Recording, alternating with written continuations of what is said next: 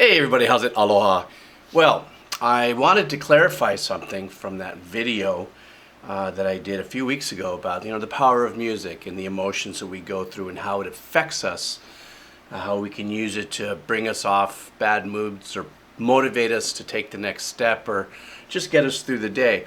I had said in there towards the end that there was a part of me that I had lost my passion for music, and I had a few comments about that, and then after kind of in the context of what it was that I was saying, I felt like I got to kind of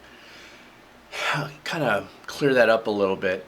I think to understand better what it is that I meant, because that's a pretty heavy statement for somebody who's doing what I'm doing here on this channel and still writes music and creates it for people who hire me. Whatever the capacity is. And I think the best way for me to kind of get to that place is see if I can do like a 2-minute breakdown of my trajectory into this business, and then going from what I love to do and I can hardly wake up the next morning to do more to like it's become a business and now it's become a job, which was probably around 2000, and taking me to where I am now. So to kind of backtrack a little bit, my trajectory into the music industry was more like a realization in my 20s of like, oh geez, I got an adult now. What am I going to do for a living?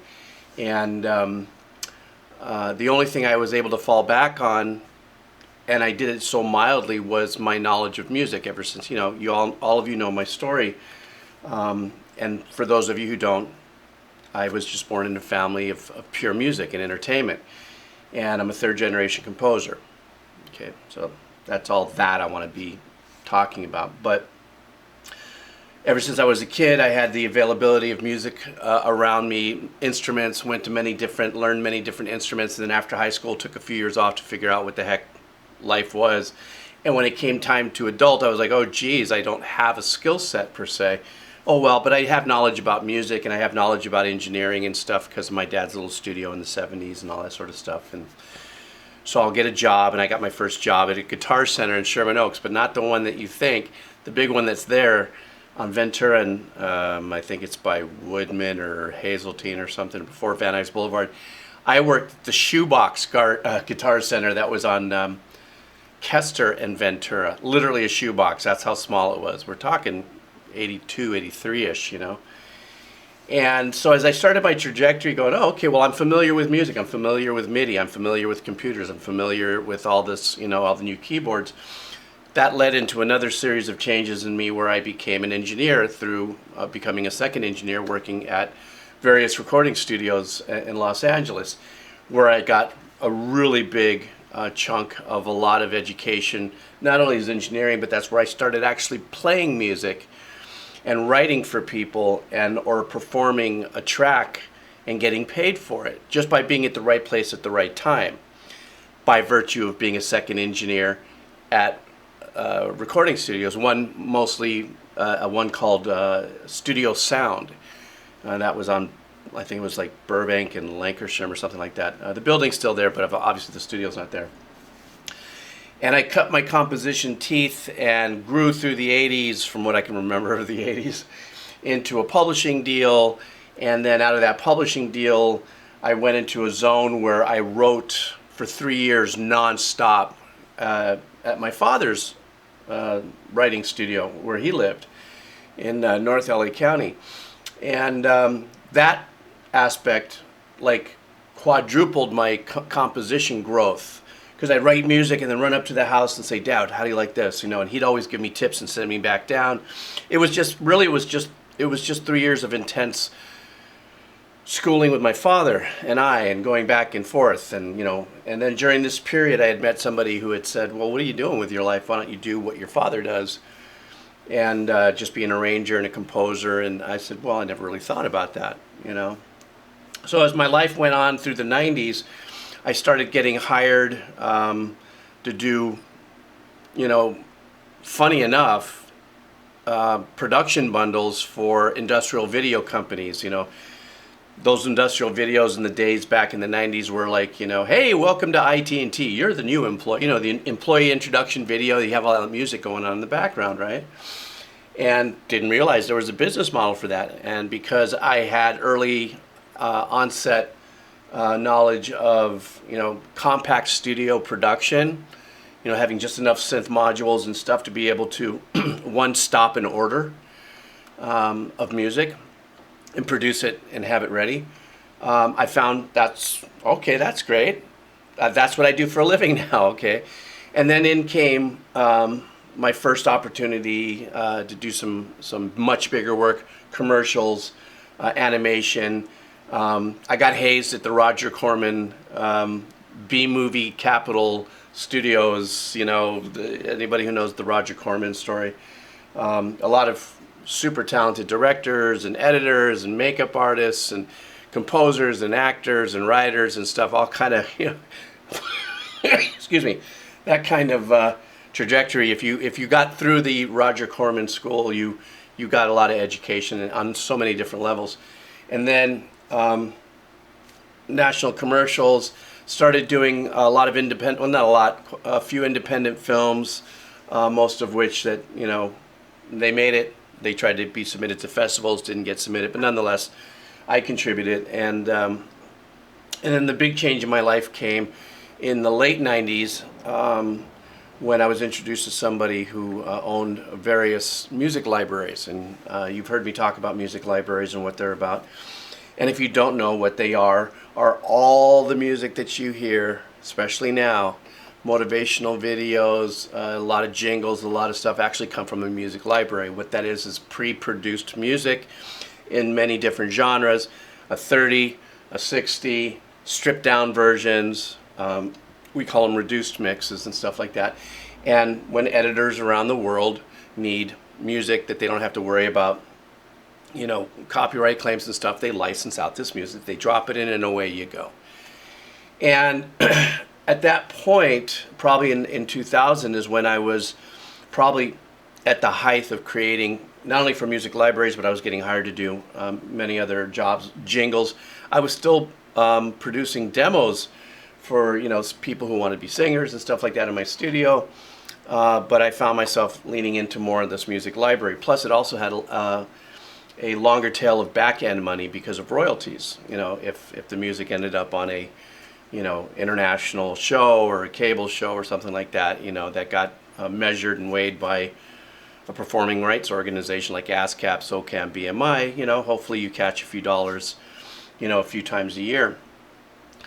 And, but what had happened, and where I really get into this place on where it is that I started getting burnt out, and that's the word I want to redefine from losing my passion to burnt out, or maybe marry the two, is that from 1997 until today, well, I haven't done a library order since November of last year. I've written close to 3,000 tracks of music. 3,000 tracks of music. And so many different styles, from all the popular styles and genres to custom production packages that could be time period, which also includes quartet, quintet, classical music, fusion, hybrid. And through this process, I had found that I had lost my passion for creating music for myself. Like, I couldn't get motivated to sit down and say, I want to write something for myself.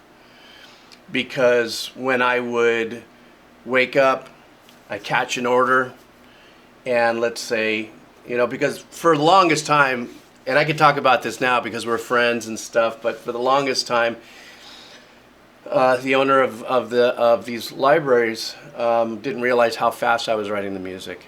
He'd give me 30 days to write 10 tracks of music, that still had to be professional quality. And I'd be, hey, how's it going over there? Oh, yeah, it's doing great, and I'm sitting there putting sunblock on my forehead and going surfing and stuff. And all of a sudden I realize, oh, geez, the thing is due next week. And then I get on it and I knock it out, and there it is. But what happened was is that this became a business, and it became something that started zapping me without me knowing of my own personal creative energies. And so what happened was, as grateful and as humble as I am to have had a life where music was such an important part of it, as far as staying alive, contributing to the family that I was a part of, um, and everything that just got me to where I'm at, knocking on 60 years old. I realized that when I would turn off my studio, when I was done with a track, for hire, I could spend months without turning on the studio for myself, except occasionally picking up the guitar, maybe listening to some backing tracks, or being somewhat motivated by new guitar player styles and going, oh, that's pretty cool. How are they doing that? And combine that with a burnout process of actually milling out this music. What ended up happening was, when I had said in that other video how I've lost my passion, there was a combination of, I don't know how much more music I can write that is original anymore because of how much music I have already written and in the capacity in which I wrote it. As a work for hire, not in the sense as a work for hire that I gave up rights and stuff, but meaning like, what do you need? Jeeves can do it. What do you need? Jeeves can do it. What do you need? Jeeves can do it. Hey, what do you need? Jeeves can do it. So I was so blessed to be found a little bit of a groove in a disintegrating, actually, business model of being a composer. And what I mean by that is the fact that now that there's, by the millions, more composers. A lot of it has to do with technology and studios and access to being able to create music. I'm not one of those old composers going, oh, technology's destroyed my business. No, I said, hey, technology has changed my business. Let me make sure I'm on top of it so I can be competitive. And the one thing that kept me at least going as many years as I believe that I have been is because of how many years I've actually put into writing so many different styles of music. So I'm not just a one-stop that does just, a particular, I'm not just a rock or an EDM or a hip hop or a techno, or what do you need? The people hire me because they trust that I get the job done. But when I have taken what is my whole life's fabric, every ounce of who I am is music, and turned it into this business, I had found that I got to a place where I was like, man, I can't seem to make anything come out of my fingers, or that I feel like I'm original. So I lost that kind of like, people would also call that a burnout. And then also when it comes to the passion of music, I think where I really wanted to define that was that we are different. My uncle is that kind of person. He's 82 now, I think. And he wakes up and he has to go in the studio and creates. It's amazing to watch him turn on his studio and his DAW, and he is so in tune and showing me new plugins and things that, but he has to write.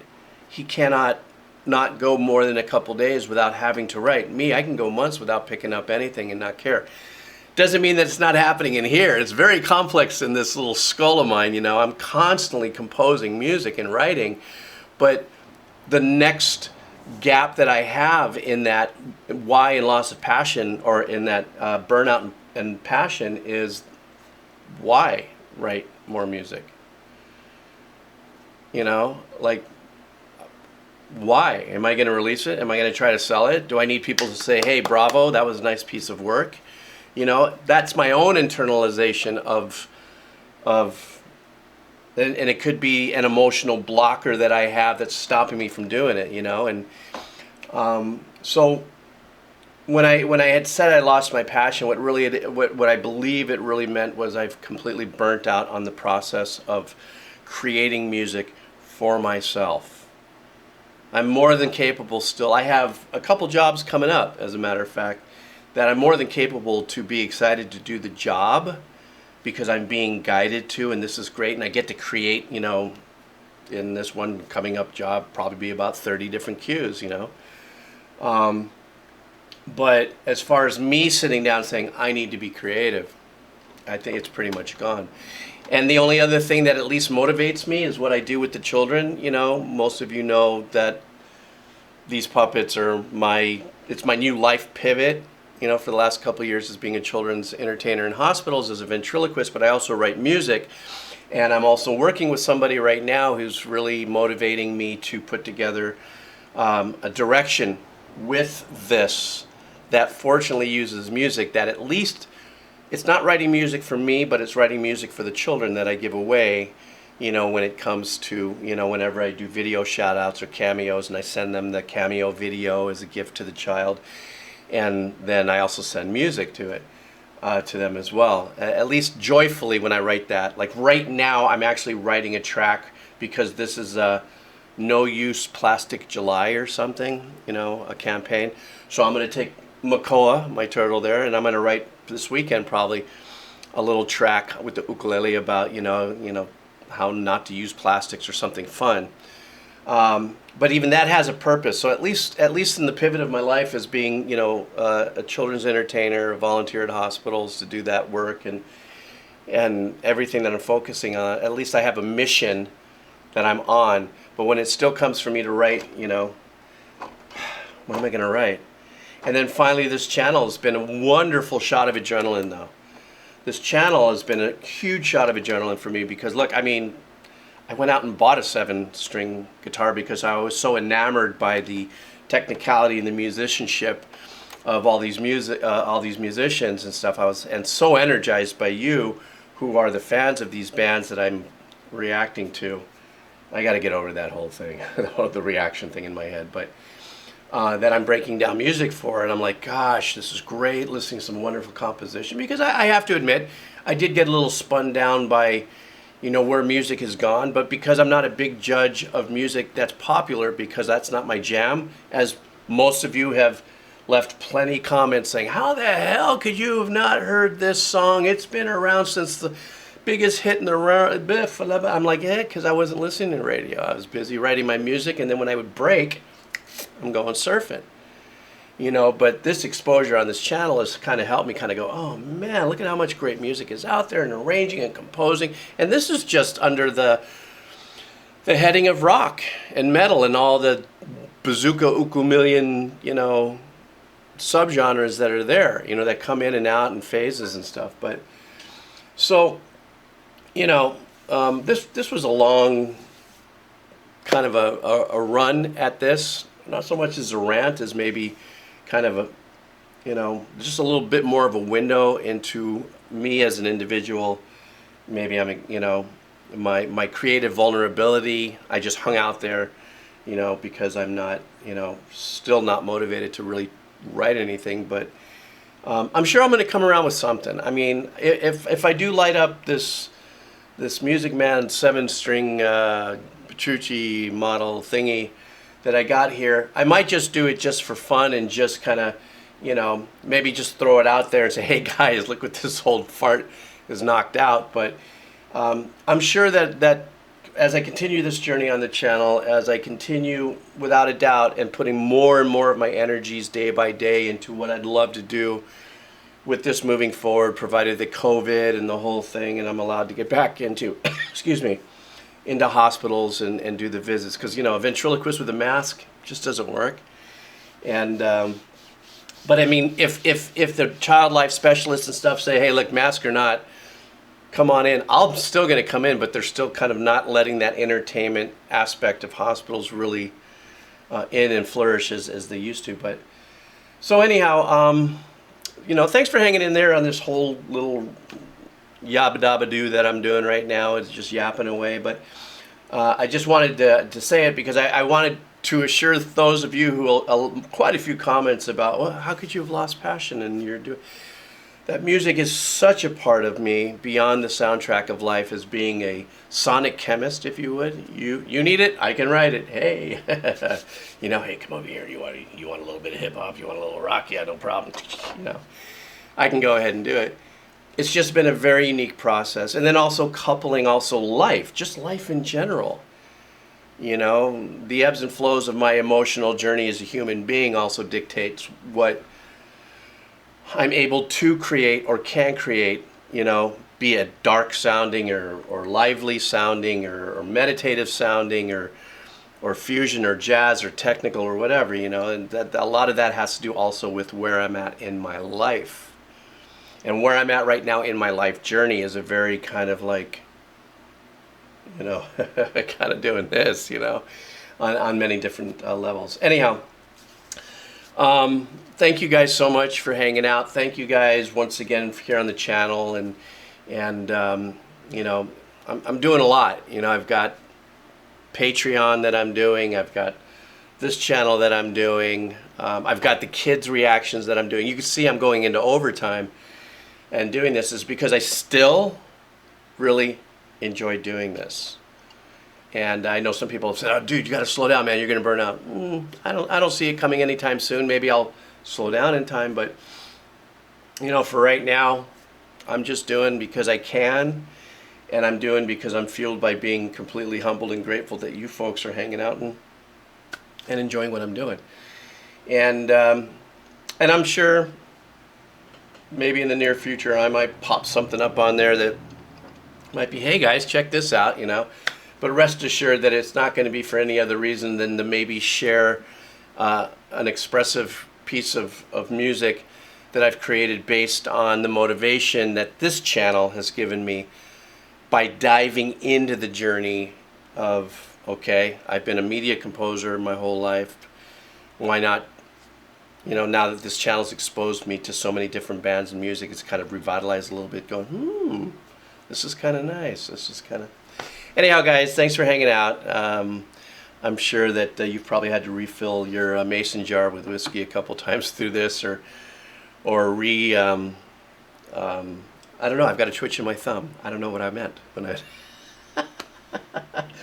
or reload your coffee. Yeah, whatever it was that you had to do to get through this. But you guys take care of yourselves, and I'll be back like I always am with more music coming on. All right.